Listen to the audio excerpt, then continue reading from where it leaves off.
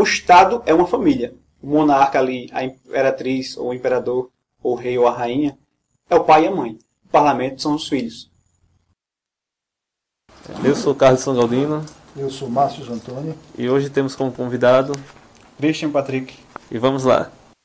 É preciso discutir, mas não quero discussão. Da discussão sai a razão. Começa agora, Politicast. Mas às vezes sai pancada. A questão é complicada.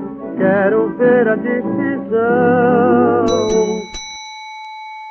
A diferenciação básica do chefe de Estado para o chefe de governo, principalmente na monarquia parlamentar, é o seguinte: a função do chefe de governo é de administrar o país. Ele que é o chefe da administração pública. Ele que vai tomar decisões que envolvam a economia, que envolvam até mesmo leis também. O chefe de Estado tem a função de representar o país internacionalmente e de defender os interesses do povo contra os interesses do político. Porque os interesses dos políticos são momentâneos. Eles mudam conforme muda os políticos que estão ali naquela situação. Então, o chefe de Estado, como o próprio nome diz, Estado, ele representa o interesse do Estado como um todo, inclusive o povo. Então, ele vai fazer esse equilíbrio entre os dois, para tentar manter a ordem. Por exemplo, desde que provocado pelo primeiro-ministro, dissolver o parlamento e convocar novas eleições, a convocação da Assembleia Legislativa Extraordinária, sancionar ou vetar leis, dependendo da monarquia, é o chefe das Forças Armadas também, aprovar o orçamento anual, coisas assim. E é isso que confunde muito as pessoas quando elas vêm falar da questão da rainha da Inglaterra, diz que ela é simbólica, mas ela não é apenas simbólica. É um símbolo? É. Até porque isso aí, né, é uma marca da monarquia, esse efeito simbólico na sociedade. Então, por que ela não aparece trabalhando tanto, governando o país? Porque o governo dela é indireto. Ela até hoje nunca negou um ministro indicado pelo parlamento, o primeiro-ministro. Mas isso é por razões óbvias. Se você for ver o nível dos parlamentares que são escolhidos pelo parlamento, o primeiro-ministro, não tem razão alguma para ela negar. Mas é uma coisa que aqui no Brasil, muito provavelmente iria acontecer. Eles mandar um parlamentar ali totalmente despreparado para a função que ele ia exercer, e o monarca simplesmente dizer: não, esse eu não aceito. Enquanto numa república você depende do subjetivo, de ser uma pessoa realmente que ama o país, que seja patriota, etc, etc. Na monarquia você tem alguém que está com o mesmo interesse de prosperar o país, fazer o país prosperar, que o povo tem. Porque ele também ganha com isso. Independente dele ser um cara patriótico ou não, que geralmente é. Sempre são. Até pela educação que eles têm. Mas independente disso, ele vai fazer um bom trabalho porque ele ganha com isso. Às vezes a gente tem medo, principalmente pelo fato da gente não ter vivenciado esse contexto de monarquia, de que esse talvez seja um modelo muito centralizado. Sim. Existem modelos de monarquia onde a figura do monarca seja compartilhada, como se tivesse uma espécie de conselho. Você falou, obviamente existe o parlamento que poderia fazer isso, mas pelo modelo que a gente vê hoje, o parlamento ele já é quase como se fosse a parte democrática, onde o povo se vê dentro da não, mas justamente é isso. Para não ficar de uma forma muito centralizada numa pessoa, sei lá, um clã, um grupo de conselheiros maiores que talvez ficasse ali entre o parlamento e o monarca ali. Porque o monarca, pelo que eu vejo, talvez seja, além de simbólico, uma figura centralizada. Mas para não ficar também só nele a responsabilidade e peso de decidir, de definir se existiria uma espécie ali de... assim, eu não sei... Suprema, eu não sei se... eu nunca parei de pesquisar isso na questão da Inglaterra, ou do Canadá, ou na Austrália, ou na Bélgica, eu não sei, tem não. Agora, aqui no Brasil tinha. Que é uma coisa que tem que voltar se a monarquia for instaurada.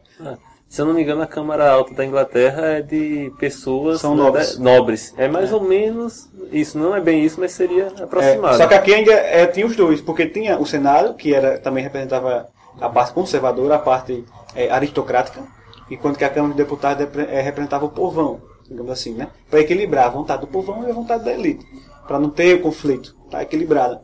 Tanto é que é por isso que a Câmara de Deputados tem mais pessoas do que o Senado.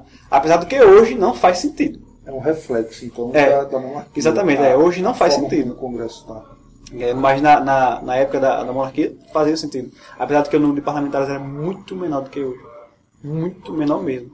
Mas E o salário era muito não era menor parecido, também. não? Proporcionalmente Não, ao era tamanho da menos população. também. Era menos também. E o salário era muito inferior. Era mais ou menos 1/5 do que é hoje. Eu acho que é muito menos.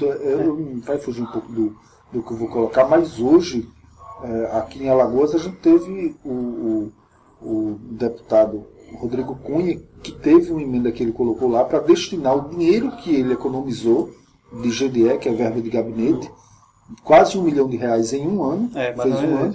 E porque ele fez uma emenda para a Assembleia aprovar para ser destinado todo para educação, esporte e cultura. E por incrível que pareça, os deputados não quiseram destinar o dinheiro que ele economizou para isso. A alegação, a justificativa que eles colocaram é que esse dinheiro ajuda em pagamento de imposto, ajuda em pagamento das coisas. Eu vou ser sincero, bicho. Um deputado desse aqui em Alagoas, ele gira em torno dele mesmo ali, com seus assessores e tudo mais, quase R$200 mil. O cara sai muito caro. E olha que no Estado ele não pode legislar quase nada. E isso é legal. Isso assim. Mas esse 1/5 aí é o salário que ele recebe mesmo, né? Sem contar os benefícios, né? Não, assim. Ou contando os benefícios. O salário também. na época do Império era assim, olha só. A média da renda da época era assim, entre 200 mil contos por ano e 400 mil. Era mais ou menos isso. Não tinha um salário mínimo na lei, né? Mas tinha a média. Que nem a Noruega. A Noruega não tem salário mínimo na lei, mas tem aquele costume. Um deputado ele ganhava 6 contos por ano. Um conto são R$1.000. No caso, 200 mil, olha só, considerando menor, viu? Está entre 200 mil e 400 mil, considerando menor, 200 mil. 5 vezes 200 dá um conto. Um conto vezes 6, aí dá o 6, obviamente. 6 vezes 5, 30. Um deputado ganhava 30 salários mínimos, vamos dizer assim, 30 salários mínimos. Agora você mesmo disse o valor, então você calcula a quantidade, a disparidade que dá. No Parlamento do Império, os deputados e senadores trabalham de segunda a sexta. Hoje eles trabalham terça, quarta e quinta. E tem, acho que uns 3 ou 4 meses de férias, de recesso. Tem férias pra cacete e pode faltar 2/3. Eles podem faltar 2/3 do período legislativo. Isso sem justificar, né? Sem justificar. Justificando ainda bom, que nem teve um daqui, eu não lembro qual foi o nome do cidadão, do senador daqui, que ele faltou mais ainda que esses 2/3. Aí ele justificou lá e ficou por isso mesmo. Então é ridículo, cara. O sistema útil que a gente tem no país é extremamente sangrento para a sociedade brasileira. Não, porque a forma danoso. republicana aqui foi um retrocesso sem tamanho. Quando eu começo a falar, foi um retrocesso assim, realmente colossal, monstruoso. Que ainda está crescendo. E que está crescendo e piorando. Vem aumentando ali. Eles legislam em causa própria, eles aprovam leis que... Você pega um país que tem no Brasil no Império, que é de 1840 a 1900, cresceu mais a renda per capita do que a potência, que já era a potência na época da América, que é os Estados Unidos. O Brasil cresceu mais a renda per capita nesse período de 1840 a 1900, mais que os Estados Unidos. E olha que eu estou considerando o quê? 1900. Que é assim que o Celso Furtado tem no livro, ele considerou esse período todinho. Só que de 1829, 1890, que foi no final o golpe, a 1900 o Brasil já estava afundando. Que foi onde teve um encilhamento, tal, que a inflação já estourou, que a média no Império da inflação era de 1,58% ao ano. Em 1892 já estava chegando a 40%. A dívida interna do Brasil era 240 mil contos de réis. Em 1900 era de 1.450 e poucos mil. Olha só, em 10 anos o estrago. Então o Brasil já estava atolado. E mesmo assim teve a renda per capita maior do que os Estados Unidos. O crescimento. Então daí você tira. A Marinha do Brasil nem se fala. Existiam 4 navios no mundo todinho que eram a elite do navio, era um navio supremo. Hoje o Brasil tem aquele navio, aquele avião dos Estados Unidos. Só existiam 4. 2 da Inglaterra e 2 do Brasil. Tem no livro ali que o cara cita, um outro autor da época, que ele disse assim, que a aquisição desses navios foi o Tamandaré, se não me engano, o Tamandaré e o Riachuelo. Fez a Europa se curvar ao Brasil. Porque era a coisa mais moderna de poder bélico que existia na época. Até que com base nisso, já tem toda uma teoria que fala assim do efeito que isso teria causado na Primeira Guerra Mundial, entendeu? A história ia ser diferente. Ia ser totalmente diferente mesmo. Até O protagonismo seria muito maior Oh, do com Brasil. certeza. O Brasil talvez tivesse tido uma outra guinada, um outro... Não, com certeza. Esse golpe que aconteceu, que destituiu a monarquia, foi o começo da cultura dos golpes de Estado no Brasil? Foi. Foi o precursor, Foi o precursor. da sucessão, né? É porque depois que a forma republicana foi instituída aqui, o Brasil tornou-se um país totalmente imoral. Tem um livro ali que eu tenho, que é Os Bestializados. O nome do livro é Os Bestializados. É o Rio de Janeiro e a República que não foi. É do José Murilo Carvalho. Ele tem uma página lá que ele trata disso. É aquela coisa, a monarquia é a moda, a monarquia é a honra. Quando eu for entrar nessa questão de forma de Estado e o funcionamento social, que não é só o rei também que muda. Tem toda uma estrutura social. Afinal de contas, uma monarquia sem nobreza não existe. Então tem os títulos, tem tudo. E isso está relacionado com essa questão da honra. Aí ele escreve lá que é o seguinte, que na época do Império existiam, lógico, aquelas questões de relações extraconjugais, uns lucros ilegais por parte da pessoa, beleza. Mas isso era feito de forma extremamente escondida. Extremamente escondida. Como ele fala assim, era algo que era totalmente marginalizado. Era algo feio, né? E totalmente evitado que fosse feito. O costume era esse. Depois que a República foi instalada, não, foi o contrário.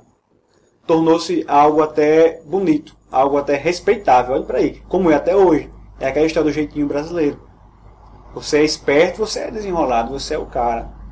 O cara é malandro, um vagabundo, mas tem gente que reconhece isso como se fosse uma coisa boa. E por incrível que pareça, eu nunca imaginava isso, lógico, mas veio disso. Por quê? Aí é onde entra aquela questão querendo ou não, quando Montesquieu explica da virtude política.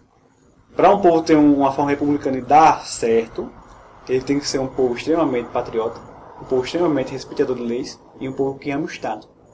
Ama o Estado acima de tudo. O brasileiro não tem nenhuma dessas características aqui. Nenhuma. Então, a partir do momento que a mola da monarquia caiu também com ela, que era a honra, o povo se viu sem uma razão para se manter honrado. Eles não têm motivo nenhum, vou ser malandro agora, vou fazer a minha parte, vou ganhar o meu. E juntou com o fato do Estado estar quebrando, então cada um foi a questão, cada um por si. E daí desenrolou até hoje. Então é uma cultura que a gente se criou justamente disso.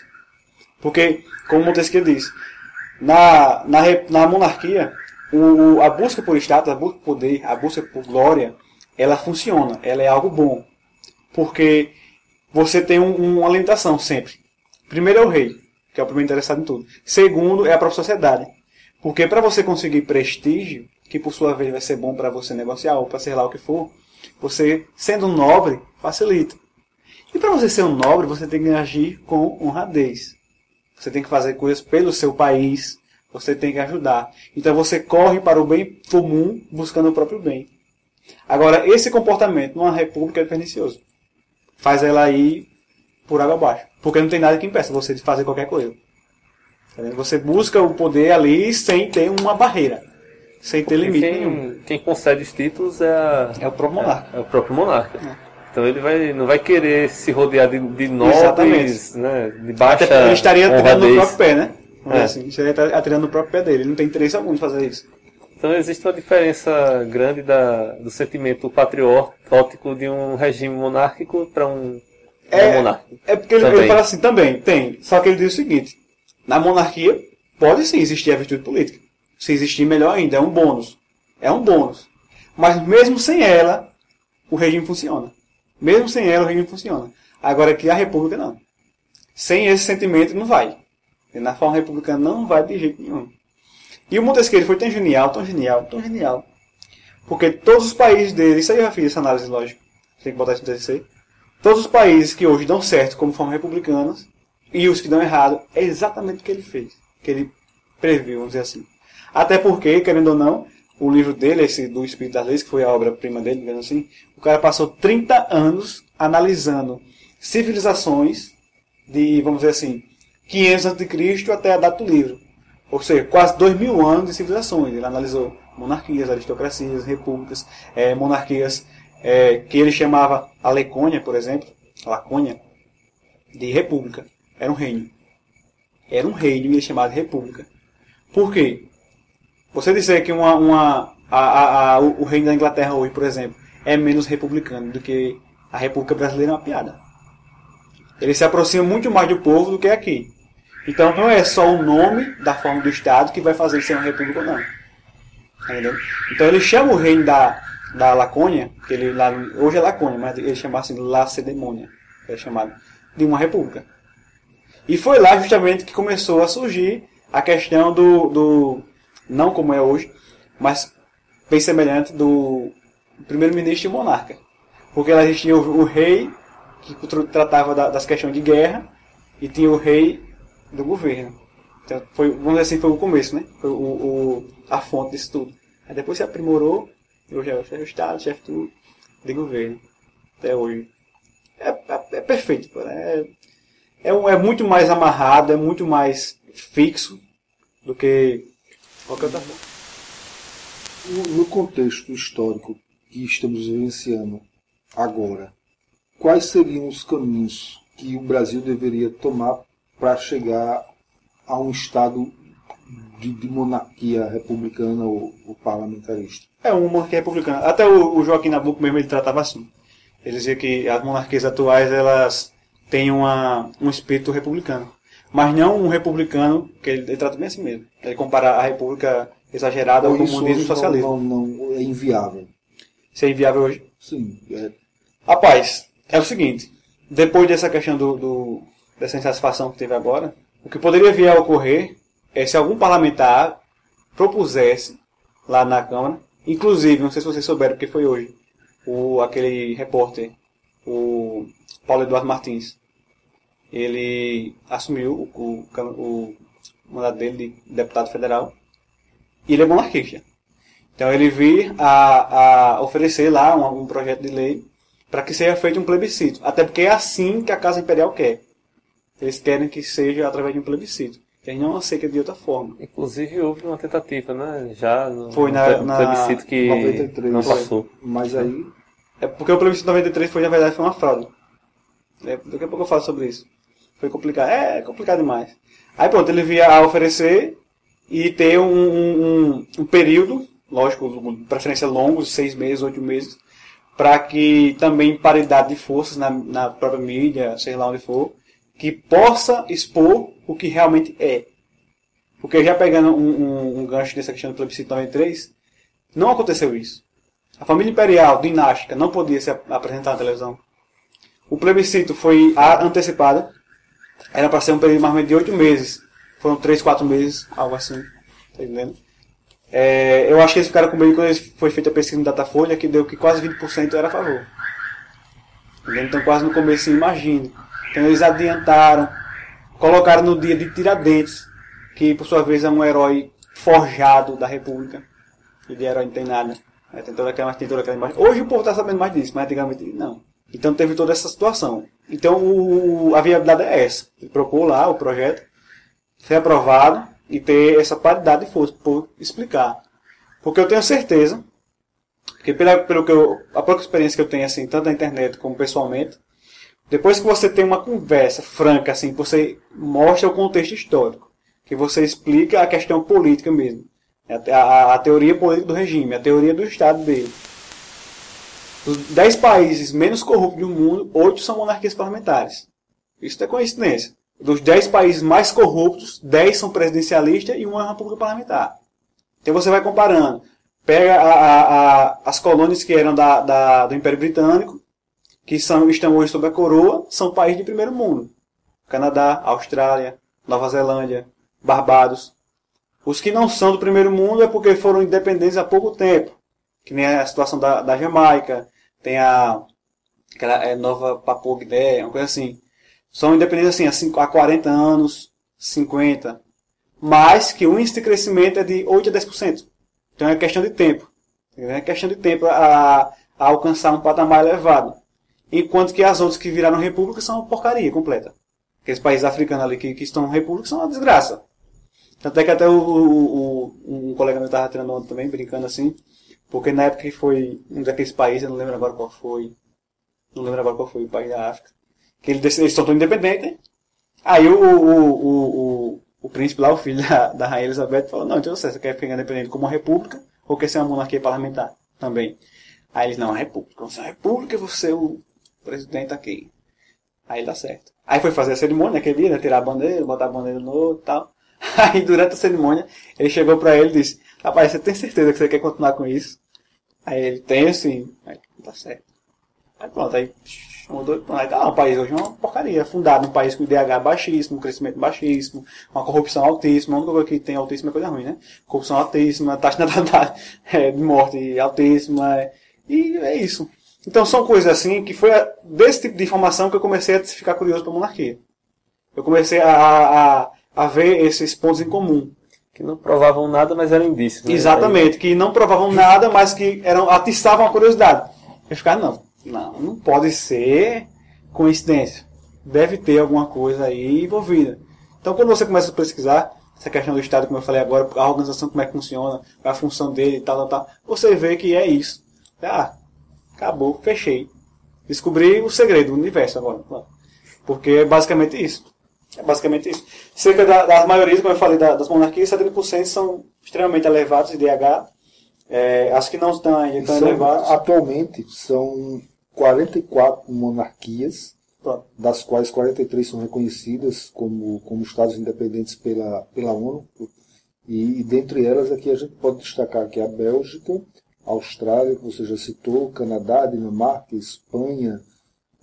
Vou falar as que eu acho que tem um IDH alto, eu acho.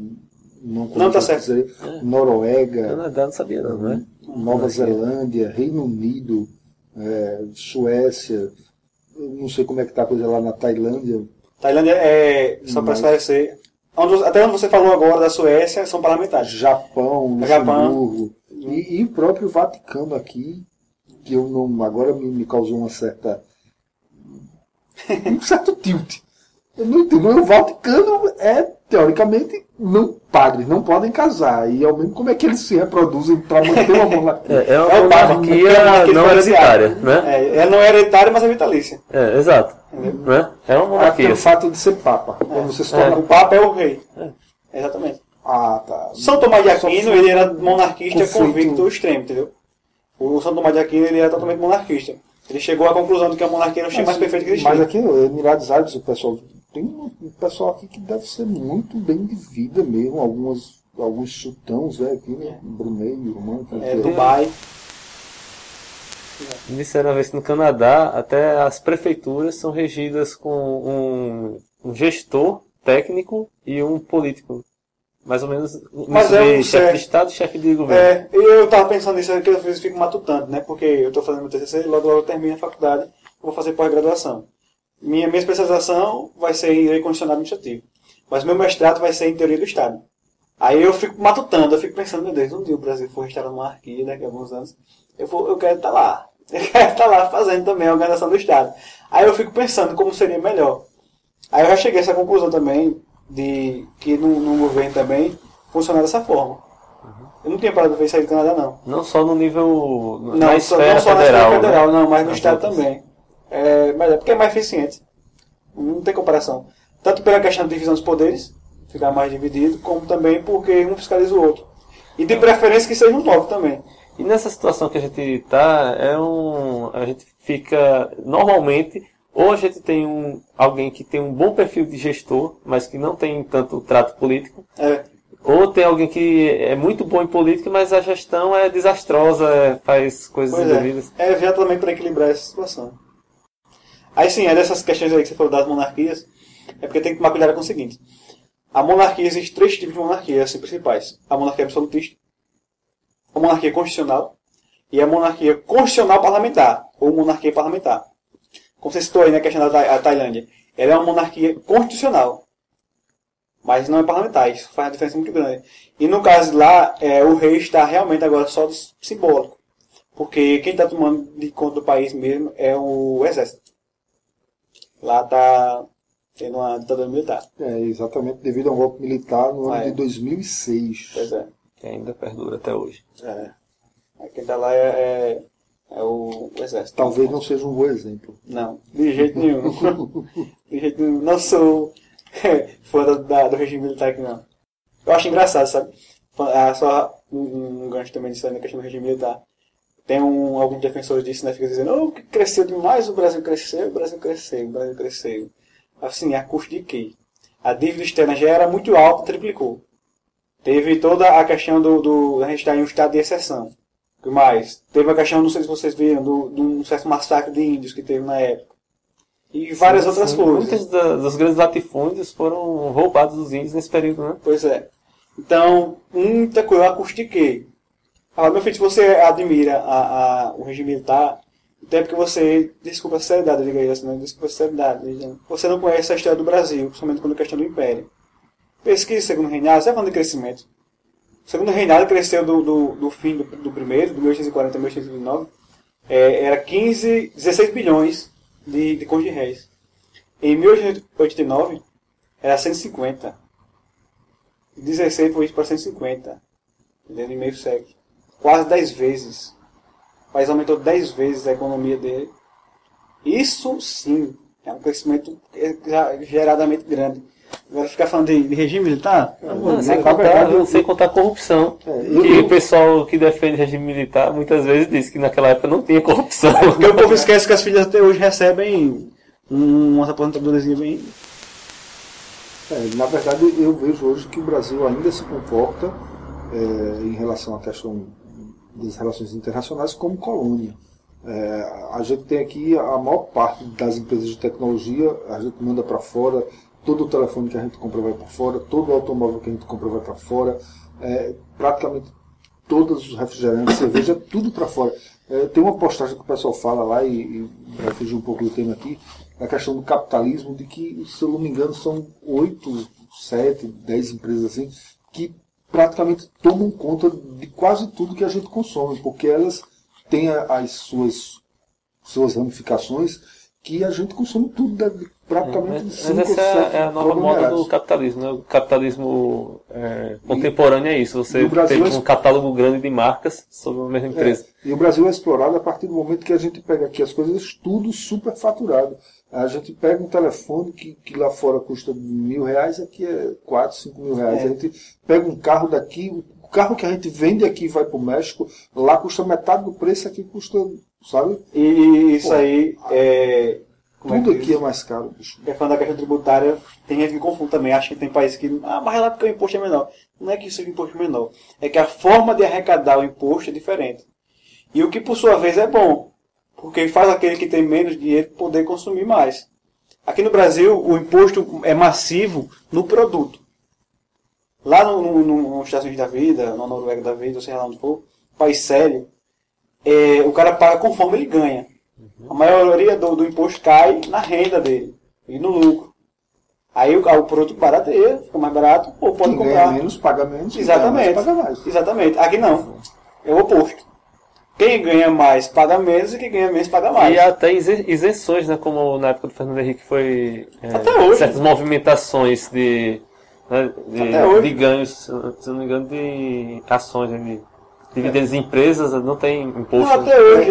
Eu até estava discutindo, a minha prima, ela é contadora, e eu fui questionar isso, a gente até discutiu num outro postagem, a questão de que os lucros das grandes empresas, aí a empresa paga como é que se diz, o imposto de renda, e aí o lucro é dividido entre os sócios, e os sócios não ganham. Mas aí quem pagou foi a empresa, mas o cara, quando ganha individualmente, ele não paga imposto. Aí, individualmente, ele está livre de pagar imposto, porque ele botou a empresa para pagar. E a desculpa que eles dizem é que não, se a empresa já pagou, mas a empresa pagou porque ela tem finalidades lucrativas. Ela cobra por aquilo ali. A partir do momento que você pegou o lucro e já dividiu, então aquilo ali passou a ser uma renda sua, particular, é o seu vencimento, e você deveria também pagar. E não é duplo, porque aquilo ali você vai gastar só com você. O fato gerador é diferente. Hein? O fato gerador, é assim que chama o direito tributário. O fato gerador é diferente. No caso lá é sobre o lucro, o dele é da renda. Exatamente, porque aquilo ali vai ser uma renda particular dele. Ele não, o que ele vai ganhar ali, ele não vai botar direto na empresa. E o que a empresa faz ali é com finalidades lucrativas. Mas a partir do momento que você divide o lucro e parte como renda para os sócios, aquilo ali virou renda para o cara. E o pior cara não paga imposto. E o pior disso tudo é o seguinte, porque quem se ferra nisso tudo também é o pequeno empreendedor. Porque ele paga imposto pra cacete. E o grandão, assim, além dele fazer essas manobras, ele tem aquela questão da isenção. Vem uma grande empresa para um estado, como aqui no Brasil não existe praticamente concorrência. Exatamente. Olha, eu vou gerar emprego, vou fazer isso, fazer o quê? Passando sem pagar. E aí? Aí, puf, passa anos, décadas pagando nada e pronto. O máximo que ele contribui, que ajuda, querendo ou não, é um mal necessário, vamos dizer assim, né? Que está gerando emprego. Os direitos trabalhistas. Exatamente. Mas isso aí já era obrigação. No produto. Só que isso aí é gerado já por quê? Por causa da questão do problema que o Brasil tem também. Que é a baixa taxa de facilitação para empreender. Né? Aqui no Brasil ele caiu esse ano agora passado, saiu o ranking. Qual foi o final do ano passado ou foi o começo do ano que saiu? Que ele caiu, parece que foram mais 4, foram 5 posições no ranking para empreendedorismo, para facilitar de empreender. Aí, meu amigo, não tem como sair do canto aqui. Para empregar também, os impostos são muito altos, né? Deveriam ser mais baixos e você tem que pagar imposto tem que pagar imposto do INSS. Aí você tem que pagar do empregado. ICMS. Tem que pagar. Olha só, tem que pagar do empregado. Aí você ainda tem que pagar a própria contribuição que ele paga para o INSS, que é a contribuição sobre o lucro líquido e sobre o bruto. Aí você ainda vai pagar uma porrada de coisa do ISS, do ICMS, etc, etc. Aí ainda tem o imposto de renda, IPI, e ainda tem o imposto de renda, que é absurdo. A tabela de imposto de renda aqui no Brasil é ridícula. É desonesta. Tá entendendo? É tirar diretamente de quem? Da tua renda, do teu ridículo. Eu me sinto lesado no imposto de renda. Mas é triste mesmo. Entendeu? Então, eu acho que assim, um pequeno empreendedor aqui no Brasil, por alto, assim, ele paga de impostos entre 40% a 50%. Fácil. Eu acho que mais. Não, no mínimo, assim, fácil, né? Por baixo. Isso sem contar que os direitos trabalhistas aqui no Brasil, eles são, sim, da área, mas eu tenho que reconhecer. Tem cara de direito trabalhista que não reconhece não, isso diz que não. Mas os direitos trabalhistas aqui no Brasil, eles são extremamente maldosos em relação ao empreendedor. E o povo esquece que quem gera emprego é a porra do empreendedor. Se quebrado, vai pra canto nenhum. Acabou, meu filho. Mas o cara... tinha que ter uma ponderação, tinha que ter uma lei ali para ponderar a situação.